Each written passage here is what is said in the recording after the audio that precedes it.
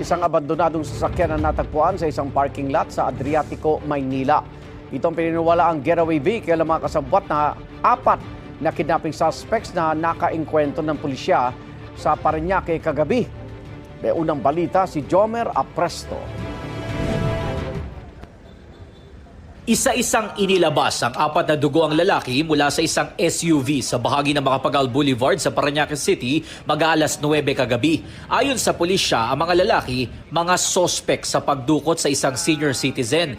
Nauwi sa engkwentro ang operasyon ng PNP Anti-Kidnapping Group matapos umanong magtangkang manlaban ng mga hinihinalang kidnapper. Isinugod sa ospital ang 4 na sospek pero hindi pa malinaw kung ano ang kanilang kondisyon sa ngayon.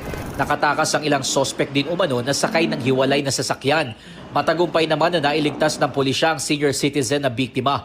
Ayon sa isang saksi, pasado alas 7 kagabi nang umalingaw-ngaw ang